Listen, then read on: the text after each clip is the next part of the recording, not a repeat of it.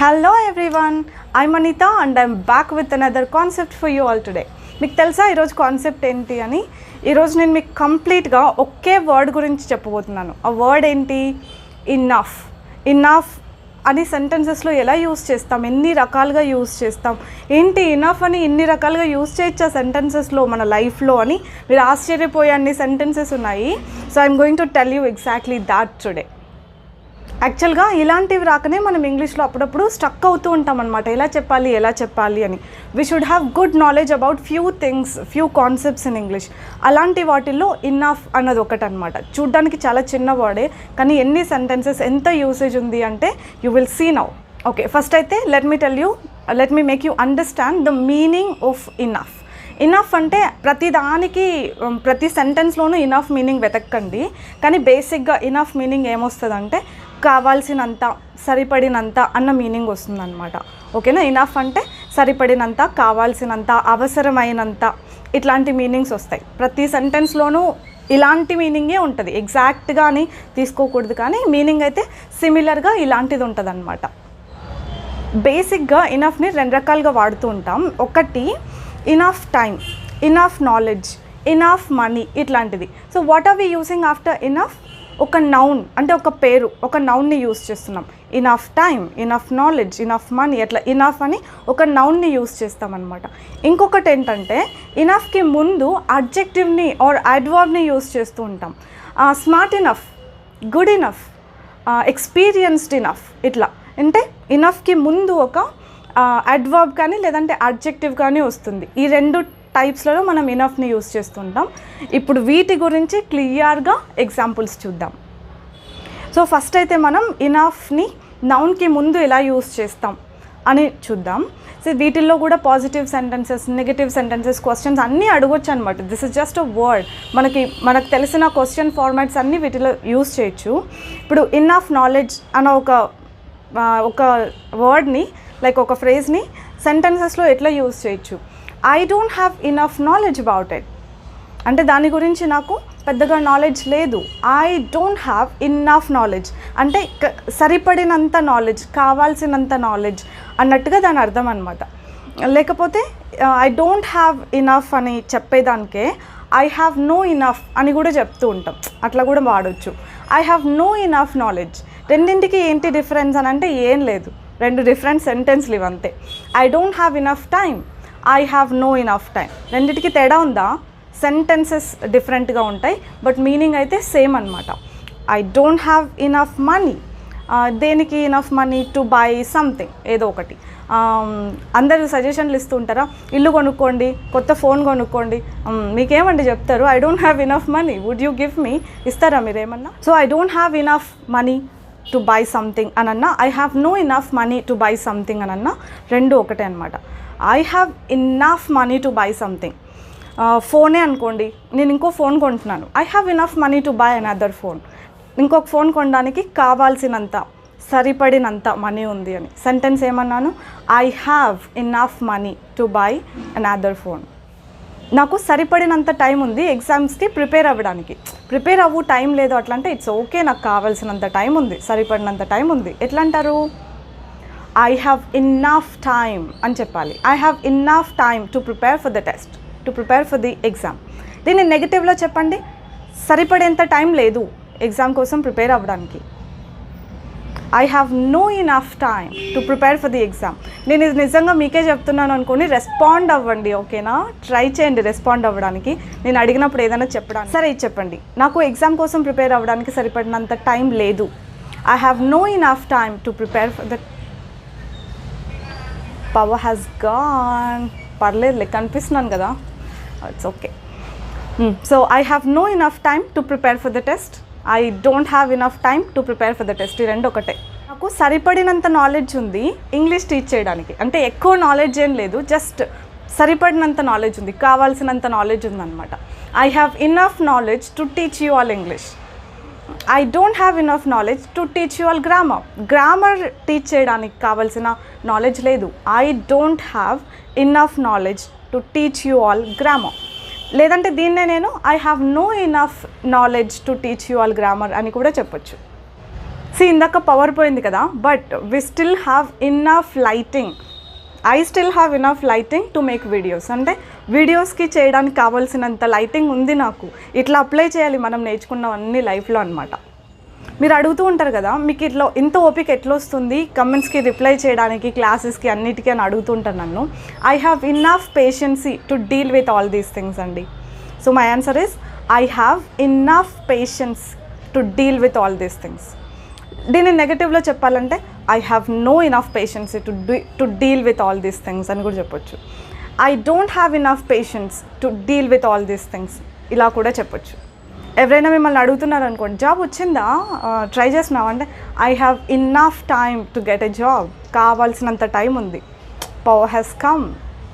So now we have enough lighting to make videos చేయడానికి ఇప్పుడు కావాల్సినంత లైటింగ్ ఉంది.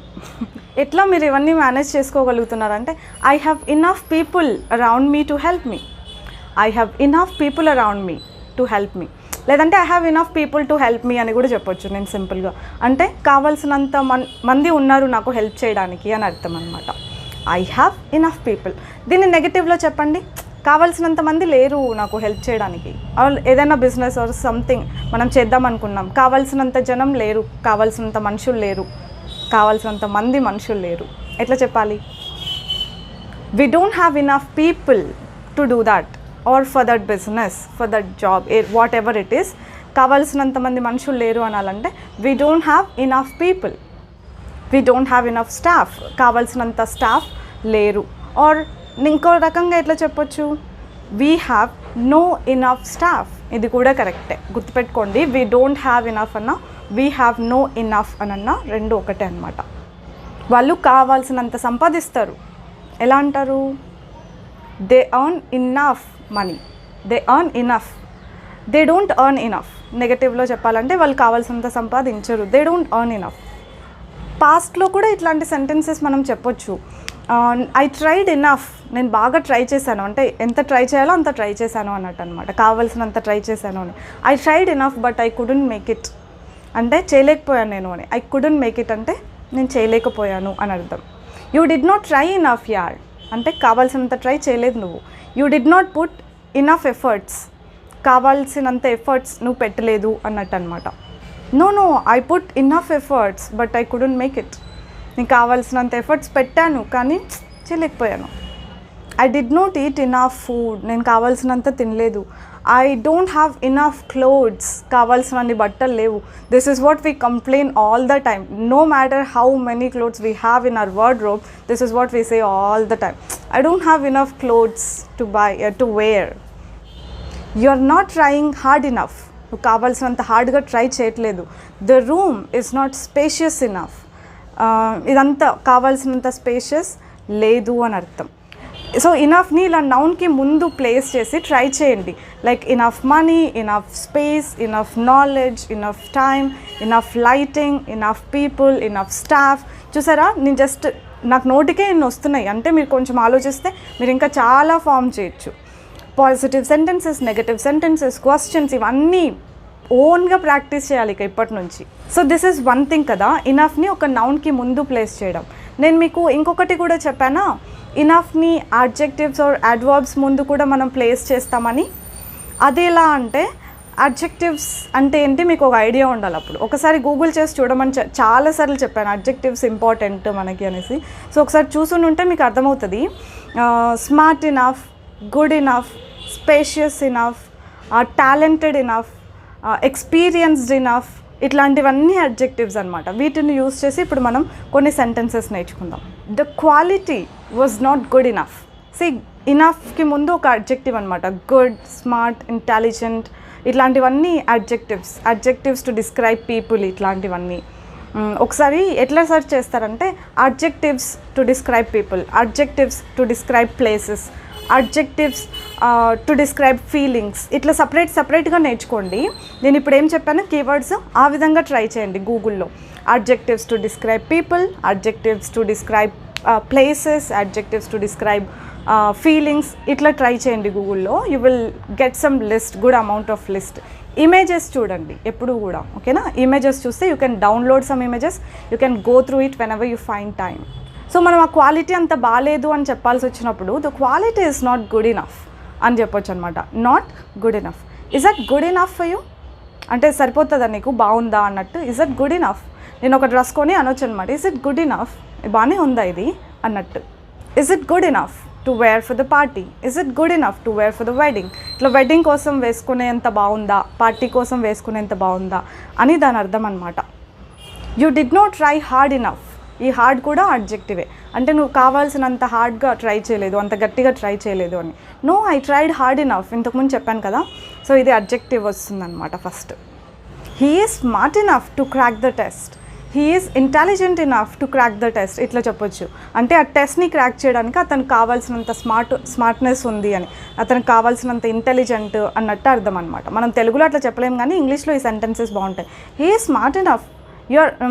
మాకు ఇంగ్లీష్ సరిగా రావట్లేదండి, నాకు ఫ్లూయెంట్గా రావట్లేదు అని కొంతమంది అంటున్నారు. అది కూడా ఫ్లూయెంట్గానే చెప్తారనమాట, చాలా తెలివి మన వాళ్ళకి. కానీ అదొక ఫీలింగ్, మనకు రావట్లేదు అని. As long as we're speaking, we're conveying what we want to convey, we're good enough. ఇంకా మనం ఏం కన్వే చేద్దాం అనుకుంటున్నాం అది కన్వే చేయగలుగుతున్నాం అంటే వీఆర్ గుడ్ ఇనఫ్. కాకపోతే ఆ కాన్ఫిడెన్స్ మనకి ఎప్పటికీ రాదు. నాకే రాలేదు ఇప్పటి వరకు. అంటే నాకే రాలేదు అంటే నేను ఇన్ని రోజుల నుంచి ట్రై చేసినా నాకే ఆ కాన్ఫిడెన్స్ ఎప్పుడు లేదు అని. నేను ఐఎమ్ గుడ్ ఇనఫ్ అన్న కాన్ఫిడెన్స్ నాకే లేదు. So you're intelligent enough, you're smart enough to crack the test, అట్లా కొన్ని సెంటెన్సెస్ చెప్పొచ్చు. లేదంటే నెగిటివ్లో you're not intelligent enough to crack the test, you're not smart enough to crack the test, అట్లా కూడా చెప్పొచ్చు. యూఆర్ ఫ్లూయెంట్ ఇనఫ్ అండి అని చెప్తూ ఉంటాను నేను, అంటే కావాల్సినంత ఫ్లూయెంట్గా ఉన్నారు మీరు అని. You are fluent enough. Are you old enough to drive? Meaning ఏంటి? Are you old enough to drive అంటే మీకు ఇది తెలుగులో ఎట్లా చెప్పాలో కూడా అర్థం కావట్లేదు. అంటే ఏజ్ ఉందా, కావాల్సినంత ఏజ్ డ్రైవ్ చేయడానికి అన్నట్టుగా అర్థం అనమాట. Are you old enough to do that? Are you old enough to join in army? Like ఆర్మీలో జాయిన్ అవ్వడానికి మీకు కావాల్సినంత ఏజ్ ఉందా అని, సరిపడినంత ఏజ్ ఉందా అన్నట్టుగా దీని మీనింగ్ వస్తుంది అనమాట. నేను చెప్పాను కదా ప్రతిదానికి తెలుగు మీనింగ్ ఎత్తుక్కోకూడదు అనేసి, వెతకకూడదు అనమాట. కొన్ని ఇంగ్లీష్లోనే అర్థం చేసుకోవాలి. సో క్వశ్చన్స్ ఎట్లా అవుతాయంటే, are you old enough? Yeah, I'm old enough to drive a car. I'm old enough to drive a car. I'm old enough to join there. అక్కడ జాయిన్ అవ్వడానికి నేను నాకు కావాల్సినంత ఏజ్ ఉంది అన్నట్టుగా దాని మీనింగ్ అవుతుంది. ఐఎమ్ నాట్ ఓల్డ్ ఇనఫ్ అంటే కాదు అని నెగిటివ్లో చెప్తున్నట్టు, నాకు సరిపడినంత ఏజ్ లేదు. I'm not old enough to drive a car drive చేయడానికి కావాల్సినంత ఏజ్ నాకు లేదు అని నేను చెప్తున్నట్టు. I speak slowly enough for everybody to understand, right? అంటే ఏంటి? నేను కావాల్సినంత స్లోగా చెప్తాను అందరికీ అర్థం అవ్వడం కోసం, అందరూ అర్థం అవ్వడానికి. ఎట్లా చెప్పాలో కూడా అర్థం కావట్లేదు. సో ఇవి ఇంగ్లీష్లోనే అర్థం చేసుకోండి అబ్బా, తెలుగులో రావట్లేదు. I speak slowly enough to understand, for everybody to understand. He is experienced enough for that role. ఆ రోల్కి కావాల్సినంత ఎక్స్పీరియన్స్ తనకుంది అన్నట్టు. హీ హ్యాస్ ఇనఫ్ ఎక్స్పీరియన్స్ అని అర్థం అనమాట. కానీ నేను ఇక్కడ ఒక అడ్జెక్టివ్ ప్లేస్ చేస్తున్నాను కాబట్టి హీ ఈజ్ ఎక్స్పీరియన్స్డ్ ఇనఫ్ అని అంటున్నాను. హీస్ నాట్ ఎక్స్పీరియన్స్డ్ ఇనఫ్ అని కూడా అనొచ్చు. He doesn't have enough experience అనొచ్చు. He has no enough experience అని కూడా అనొచ్చు. మీకు ఏది కంఫర్టబుల్ ఉంటే అది వాడుతూ ఉండండి. They are rich enough to buy a house. Are they rich enough to buy a house? వాళ్ళు కావాల్సినంత రిచ్చా ఆ ఇల్లు కొనడానికి? They are not rich enough to buy that house. ఆ ఇల్లు కొనడానికి వాళ్ళు కావాల్సినంత రిచ్ కాదు అని అర్థం. ఓల్డ్ ఇనఫ్ గురించి ఇంకొక క్వశ్చన్, రియల్ టైం క్వశ్చన్ గుర్తొచ్చింది. Are you old enough to vote? అంటే ఓట్ వేయడానికి కావాల్సినంత ఏజ్ నీకు ఉందా అని అర్థం అనమాట. ఓకే, ఇప్పుడు అర్థమైందా? 1000 సరిపోతుందా అని అంటాం. ఎట్లా? Is 1000 rupees enough? Is it enough అంటే ఇట్టు ప్లేస్లో మనం 1000, 100, 1 lakh ఎంతైనా పెట్టుకోవచ్చు. ఇక is 1000 enough? Is 1 lakh enough for that? దానికి 1000 సరిపోతుందా, 1 lakh సరిపోతుందా? ఇట్లా is 1000 enough, is 1 lakh enough. Question కదా ఇది, అందుకని ఈజ్ ఫస్ట్ పెట్టాను. Are you spending enough time with kids? కావాల్సినంత టైం స్పెండ్ చేస్తున్నారా? Yeah, I'm spending enough time with kids. No, I'm not able to spend enough time with kids. Are you working hard enough to get a job? Job చేయడానికి, job తెచ్చుకోవడానికి కావాల్సినంతగా కష్టపడుతున్నారా? Yes, I'm trying hard enough. No, I don't think I'm trying hard enough. We're going on a long ట్రిప్కి వెళ్తున్నాం. Do you have enough energy to come with us? Do you have enough energy to join us? కావాల్సినంత energy ఉందా join అవ్వడానికి? No, I don't think I have enough energy to join you. You please carry on. పెళ్ళప్పుడు పెళ్లి చూపులప్పుడు అందరూ అడిగే ఒక common question చెప్పండి, గెస్ చేయండి. Does he get enough salary? కావాల్సిన శాలరీ వస్తుందా? డస్ హీ ఎర్న్ ఇనఫ్ అని కూడా అడగొచ్చు అనమాట. కావాల్సినంత సంపాదిస్తాడా? Does he earn enough to maintain a family? Does he get enough salary to maintain a family? How much is enough? ఎంత కావాలి, ఎంతైతే సరిపోతుంది అని దీని అర్థం అనమాట. హౌ మచ్ ఈజ్ ఇనఫ్ అని. I think I told you enough examples to understand the concept enough కదా. ఇనఫ్ ఎగ్జాంపుల్స్ ఇచ్చాను కదా. I gave you enough examples. Didn't I give you enough examples? కావాల్సిన ఎగ్జాంపుల్స్ ఇవ్వలేదా? అయితే you can go through some examples on Google. మనం ప్రతిదానికి Google పైన depend అవ్వచ్చు, అంటే నేర్చుకోవడం కోసం అనమాట. సెంటెన్సెస్ విత్ ఇనఫ్ అని టైప్ చేయండి. Go through some images or some links. ఇంకా వేరే కొన్ని ఇమేజెస్ చూడండి, కొన్ని లింక్స్ ఓపెన్ చేసి చదవండి. అప్పుడు ఇంకా బాగా అర్థమవుతుంది అనమాట. ఒక కాన్సెప్ట్ నేర్చుకున్న తర్వాత అది మన ఓన్గా అన్నా ట్రై చేయాలి. అట్లా మనకు రావట్లేదంటే అట్లా గూగుల్ పైన అన్నా టైం స్పెండ్ చేసి ఇంకొన్ని నేర్చుకోవాలి. అట్లయితేనే వస్తుంది, లేకపోతే కష్టం. ఇంకా ఇంకా ఇంకా ఇంకొక యూసేజ్ ఏంటంటే నాకు ఇప్పుడే గుర్తొచ్చింది. ఇన్నఫ్ ఆఫ్ అని యూజ్ చేసిన తర్వాత ఐఎన్జీ ఫామ్ వస్తుంది అనమాట. Enough of speaking, enough of writing అంటే అక్కడితో ఆపేస్తాం, అదొక సెంటెన్స్ లాగా. మాట్లాడింది చాలు, ఇంకా చాలా మాట్లాడవులే ఇంకా అన్నట్టుగా అనమాట. ఇన్నఫ్ ఆఫ్ రైటింగ్, రాసింది చాలు. ఇన్నఫ్ ఆఫ్ స్లీపింగ్, పడుకోనింది చాలు. ఇన్నఫ్ ఆఫ్ ఆర్గ్యూ చేసింది చాలు. ఇన్నఫ్ ఆఫ్ వర్క్ చేసింది చాలు. ఇట్లాంటి ఐఎన్జీ ఫామ్ ఆఫ్ వర్బ్స్ ఒక 1000s పెట్టండి, 1000 సెంటెన్సెస్ మీకు వచ్చేసినట్టే. ఇన్నఫ్ ఆఫ్ తర్వాత, ఓకేనా? Enough of sleeping, enough of writing, enough of eating, enough of working. చూసారా, నాకు నోటికే ఎన్ని వస్తున్నాయంటే మనం ట్రై చేస్తే ఇంకా చాలా వస్తాయి. So I think I gave you enough examples with enough today and I spend enough time with you all.